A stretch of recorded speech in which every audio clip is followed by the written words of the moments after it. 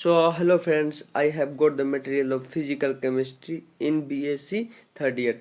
BSc third year में इससे पहले वाले लेक्चर में आप पढ़े थे ब्लैक बॉडी रेडिएशन में। अब ब्लैक बॉडी रेडिएशन जो था आपका, ब्लैक बॉडी रेडिएशन में बहुत सारे साइंटिस्ट आए, अपना अपना लॉ दे के चले गए। जिसे उन्हीं में से एक साइंटिस्ट थे जिसका नाम था प्लांक्स।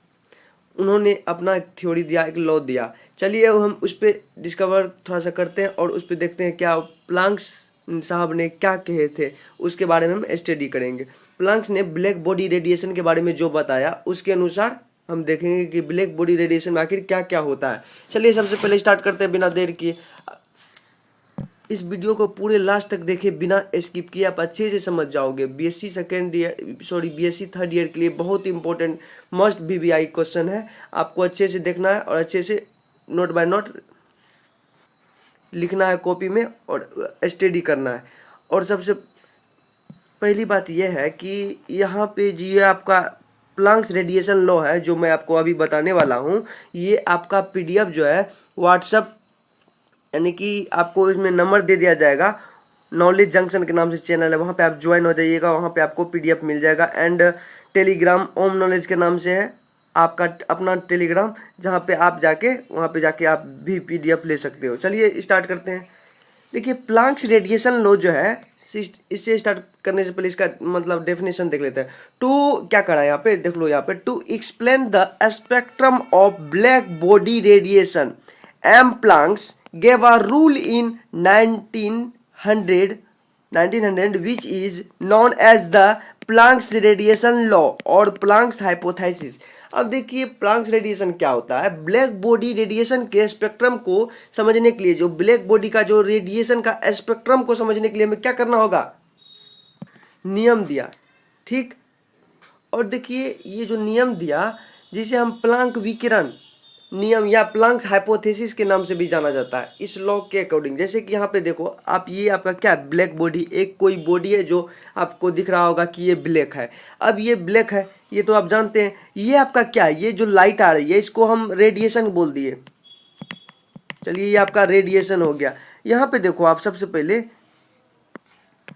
ये जो आपका रेडिएशन है, यानी कि आप विकिरण भी बोल सकते हो, यहाँ पे इसको एब्जॉर्ब किया। कौन किया, ब्लैक बॉडी। ब्लैक बॉडी जो होता है सबसे अधिक रेडिएशन को एब्जॉर्ब किया। और जब ये एब्जॉर्ब कर लिया इसको, यानी कि ऐसे बोल सकते हो, ये जो एब्जॉर्ब किया इसको, उसके बाद ये यहाँ पे क्या किया, मतलब कि इसको रिलीजिंग ऑफ एनर्जी, उत्सर्जित किया इसको। ये जो एनर्जी है इसको उत्सर्जित किया। और ये उत्सर्जित जो किया एनर्जी, इसको हम क्या कर रहे हैं, इसमें हमको ये देखा जा रहा है कि ब्लैक बॉडी का जो रेडिएशन के स्पेक्ट्रम है, ये स्पेक्ट्रम एक तरह से स्पेक्ट्रम समझ सकते हो। ये आपका क्या हो गया, एक तरह का स्पेक्ट्रम को समझने के लिए हमको एम प्लांक्स ने एक नियम दिया, उसी के बारे में यहाँ पे बोला जा रहा है। यहाँ पे एक नंबर में यहाँ पे क्या कहा जा रहा है, सबसे पहले यहाँ पे देख लो आप कि एम प्लांक्स ने क्या करा, ब्लैक बॉडी के द्वारा स्पेक्ट्रम को समझने के लिए एम प्लांक्स ने 1900 में एक नियम दिया जिसे प्लांक्स विकिरण नियम या प्लांक्स हाइपोथेसिस के नाम से जाना जाता है, इस लॉ के अनुसार। इतना आप लिख लो। चलिए अब आगे देख लेते हैं दूसरे में। अब यहाँ पे देखो आप, एक नंबर में क्या करा, black body is composed of energy और एब्जॉर्ब्ड। यहाँ पे black body is composed of energy और absorbed and emitted to the radiation quanta of certain number। अब देखिए यहाँ पे ये एक चीज कहा जा रहा है कि एक नंबर में कि ब्लैक बॉडी की एनर्जी या अवशोषित एवं उत्सर्जित होने वाला रेडिएशन निश्चित संख्या के क्वांटाओं से बनी होते हैं। किससे बनी होते हैं, क्वांटाओं से। कैसे, चलिए देखते हैं। यहाँ पे देखो सबसे पहले यहाँ पे जब ये क्वांटा से बना हुआ है, यहाँ पे आपको दिखा देता हूँ, ये एक तरह का क्या है, ये जो आपका निकल रहा है ये क्या है, एक तरह का एनर्जी है। ये आपका यहाँ पे लिख देता हूँ एनर्जी, ऊर्जा आप बोल सकते हो। ऊर्जा क्या हो रहा है, उत्सर्जित हो रहा है। उत्सर्जित होने के बाद ऊर्जा जो है किससे, मतलब कि ये ऊर्जा कहाँ होता है, ये ऊर्जा होता है फोटोन या क्वांटम या फोटोन के अंदर रहता है। तो इसको आप यहाँ पे बोल सकते हो क्वांटम या फोटोन भी बोल सकते हो। जैसे कि आपको पहले पढ़ा चुका हूँ कि हर मतलब कि इलेक्ट्रॉन का डुअल नेचर होता है। एक होता है जो वेव की तरह काम करता है, एक होता है किसके, पार्टिकल नेचर, एक पार्टिकल नेचर एक वेव नेचर। क्लियर, इतना तक तो आपको पता चल गया। चलिए अब आगे देख लेते हैं इसमें, यहाँ तक तो आपको पता चल गया कि, और इसमें एक चीज़ और देखना है। यहाँ पे एक चीज़ देखो गौर से, ये जो रेडिएशन है, ये जो आपका रेडिएशन दिख रहा है, रेडिएशन को एब्जॉर्ब कौन कर रहा है, ब्लैक बॉडी में, और ये क्या कर रहा है, रिलीज कर रहा है एनर्जी, यानी उत्सर्जित कर रहा है। और इसी में यहाँ पे कहा गया था 1 नंबर में, जैसे कि आपको अभी जस्ट बताया, ब्लैक बॉडी की एनर्जी या अवशोषित, अवशोषित यहाँ पे क्या हो रहा है, अवशोषित हो रहा है, यहाँ पे इसको अवशोषित कर रहा है कौन, ब्लैक बॉडी, अवशोषित एवं उत्सर्जित, उत्सर्जित कर रहा है यहाँ पे एनर्जी, यहाँ पे देख रहे हो गए आप, उत्सर्जित होने वाला रेडिएशन, रेडिएशन जो उत्सर्जित हो रहा है यानी कि एनर्जी समझ सकते हो, निश्चित संख्या के क्वांटाओं से बनी होती है। क्या हो बता, निश्चित संख्या के क्वांटाओं से बनी होती है, यही यहाँ पे कहा जा रहा है। अब चलिए आगे देख लेते हैं यहाँ पे। अब यहाँ पे देखो क्या करा है, etch quantum attaches the energy of definite result which depends on the frequency of radiation. अब यहाँ पे एक चीज देख लो आप गौर से कि यहाँ पे क्या कहा जा रहा है, प्रत्येक क्वांटम में निश्चित परिणाम की यानी कि परिमाण की एनर्जी संलग्न रहती है, जो रेडिएशन की फ्रीक्वेंसी आवृत्ति पर निर्भर करती है। यहाँ पे आप देखे होंगे, यहाँ पे ये जो आपका है, यहाँ पे क्या कर रहा है, यहाँ पे ब्लैक बॉडी है, वो आपको दिख नहीं रहा, अभी दिखा देता हूँ यहाँ पे, यहाँ देखो अब दिखेगा आपको। अब यहाँ पे देखिए क्या कर रहा है कि प्रत्येक क्वांटम में निश्चित परिमाण की एनर्जी होता है। ये जो क्वांटम है, इसमें ये जो आपका क्वांटा बोलो या इसको फोटोन बोल सकते हो, ये दोनों एक ही हुआ। अब समझ लीजिए कि यहाँ पे प्रत्येक क्वांटम में निश्चित परिमाण की एनर्जी होती है, इसमें एक निश्चित परिमाण की एनर्जी होती है। किसकी एनर्जी होती है, ये जो एब्जॉर्ब किया था और जो ये उत्सर्जित किया, तो उसी की एनर्जी किस कहाँ होती है, क्वांटम या फोटोन में होती है, यही इसमें और संलग्न रहती है, इसमें रहती है, ऐसे समझ सकते हो। इसी को फ्रीक्वेंसी पर, ये किसके, ये रेडिएशन की फ्रीक्वेंसी पे निर्भर करती है, आवृत्ति पे निर्भर करती है। चलिए ये आप हो गया आपका। अब आगे देख लेते हैं इसमें। अब आगे देखो यहाँ पे क्या कर रहा है, अब यहाँ पे आगे देख लीजिए, ये आपका हो गया। चलिए अब मैथमेटिकल में थोड़ा समझते हैं, थोड़ा सा हिंट्स देख के।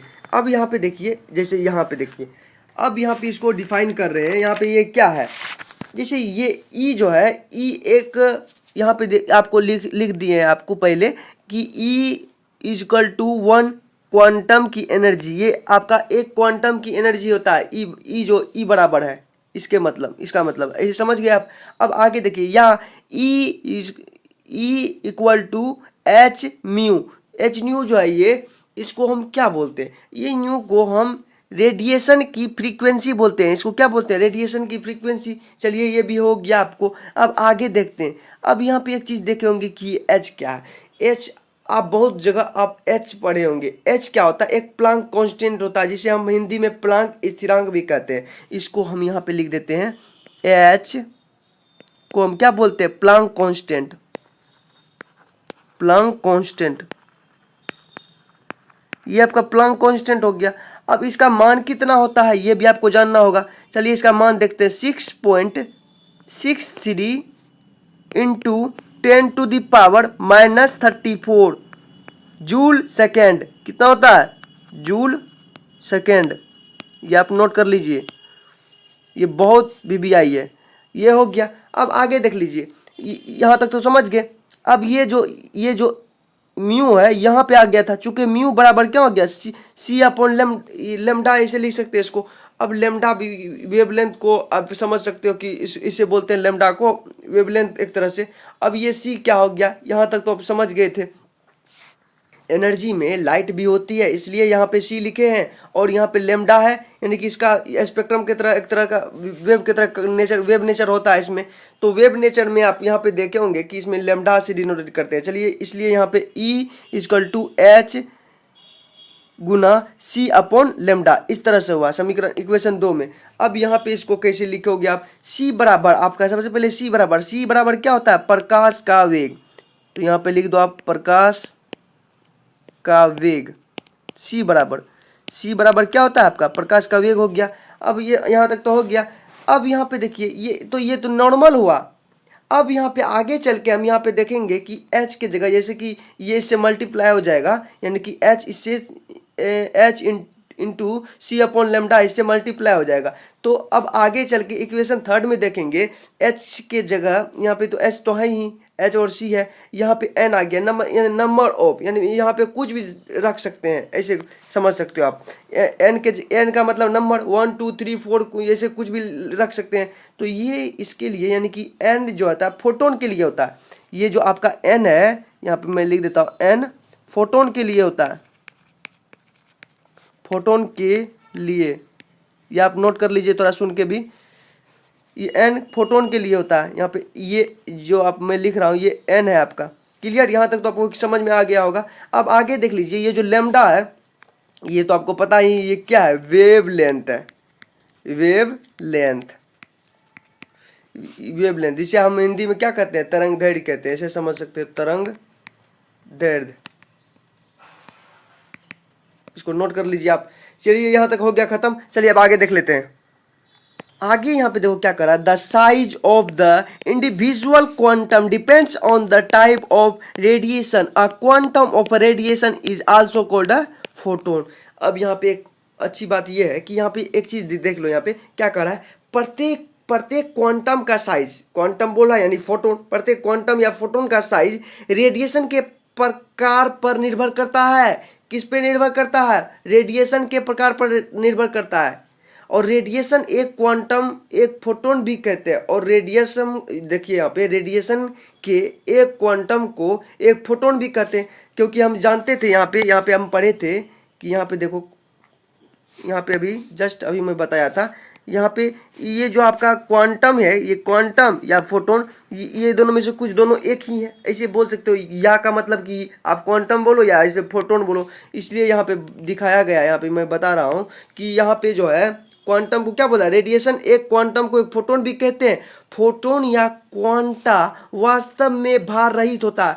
फोटोन या क्वांटा क्या होता है, वास्तव में भार रहित होता है, यानी कि वेटलेस होता है। क्या होता है, वेटलेस होता है, मासलेस ऐसे बोल सकते हो, भार रहित होता है, भार रहित होता है, इसमें भार नहीं होता, एक प्रकार के समझ सकते हो, ये भार रहित होता है। ऊर्जा का एक बंडल होता है। और इसमें क्या होता है, इसमें क्वांटा यानी कि फोटोन एंड क्वांटा में ऊर्जा का पैकेट होता है, यानी बंडल होता है। जैसे कि इस मान लेते हैं, यहाँ पे देख लीजिए आपको, जस्ट ये आपका क्या है, फोटोन या क्वांटा है।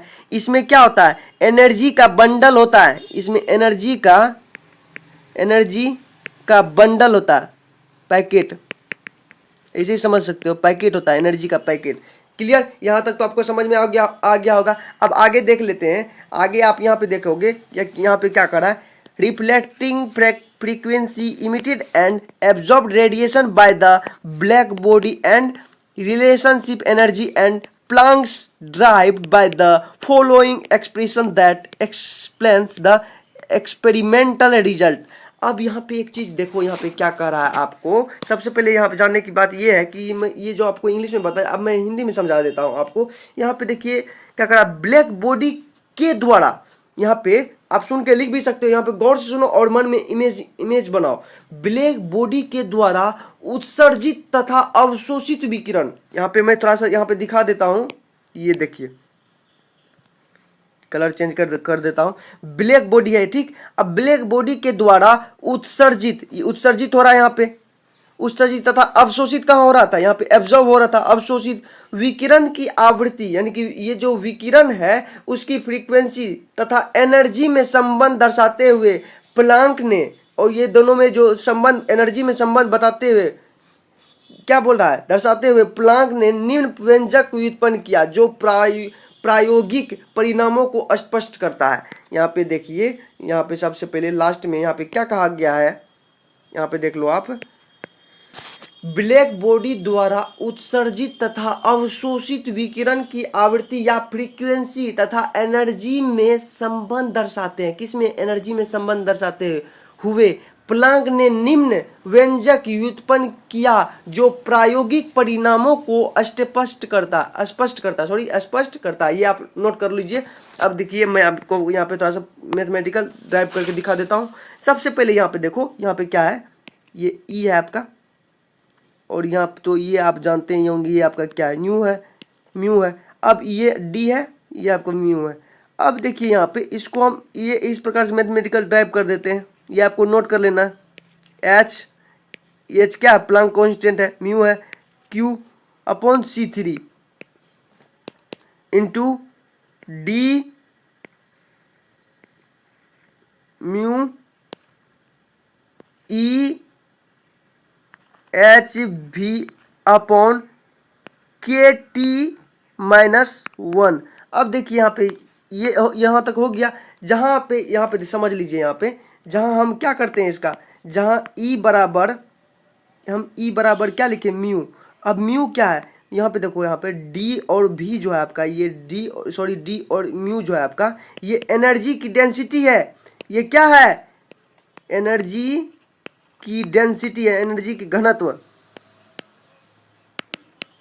एनर्जी की डेंसिटी है। ये हो गया आपका। अब देखिए इसको हम ये गणितीय रूप, ये आपका गणितीय रूप हो गया, यानी कि एक तरह से आप तो कह सकते हो the above mathematical expression is known as the Planck radiation law.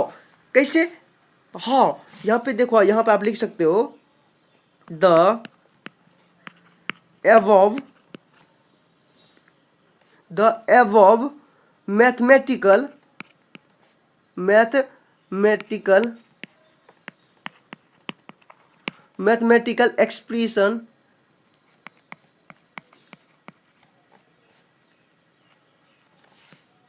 expression is known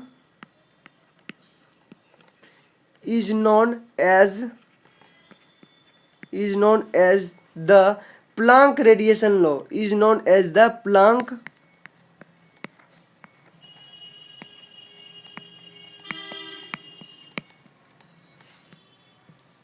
radiation law.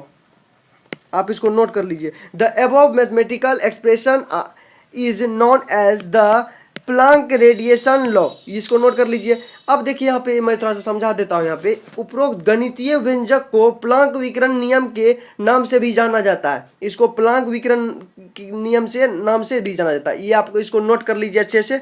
मैं आपको जैसे कि आपको शुरू में ही बता दिया, मैं फिर से एक बार दोहरा देता हूँ कि ओम नॉलेज के नाम से आपका टेलीग्राम पे चैनल है, वहाँ पे जाकर आप इसका PDF डाउनलोड कर लेना, हिंदी एंड इंग्लिश दोनों मीडियम के लिए है। एंड आप व्हाट्सअप टेलीग्राम पे नंबर दे दिया जाएगा, वहाँ पे आप ज्वाइन होके उस नंबर को अपने मोबाइल में सेव कर लेना।